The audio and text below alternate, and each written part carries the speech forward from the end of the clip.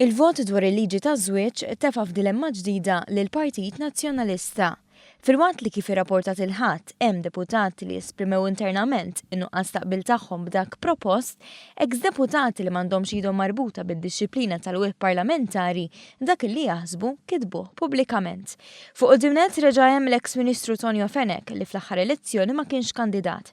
Staqsa li huma l-valuri li l-Partit Nazzjonalista qiegħed hemm għalihom u tenna li ħafna jippretendu li l-Partit Nazzjonalista jivvota kontra liġi dwar żwieġ indaqs li l-Gvern qed irressaq fil-Parlament. Qal li l-Partit Nazzjonalista mhux jifhem li jekk jibqa' jagħti il-ġenb dak li jemmen fih mhux bil-forsi fisser li se jirbaħ. Michael Asha li fit-tmiem il-ġimgħa il-menta li kien iċċensurat mill-midja tal-Partit Nazzjonalista kiteb li hija ħasra li dwar il-kwistjoni ta' żwieġ bejn persuni gay, il-Partit Nazzjonalista ma ħallix spazju għal diskussjoni etika. Asha sal-aħħar elezzjoni ġenerali kien kandidat bħalma kien Antoine Borch li sa ftit tal-ġimgħat kien deputat. Borch ukoll kien ċar fi kliemu.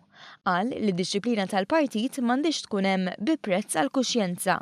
Qal li dak propost mill-Gvern huwa iktar milli formalità tal-Unjoni Ċivili li diġà jeżisti, għalhekk appella għal vot ħieles. Skontu din hija deċiżjoni dwar l-istruttura tal-familja u l-Partit Nazzjonalista jrid jirrispetta lil eluf ta' votanti demokristjani li tawh l-appoġġ. Dan l-argument huwa proprju l-istess wieħed li sar fil-grupp parlamentari jaħraq tal-ġimgħa meta kien hemm kritika għal fatt li Simon Busuttil għażel li jgħid li se jivvota favur biex minn għalih ma jitlifx il-voti. Iżda kien għadu ma jafx x'se jkun propost.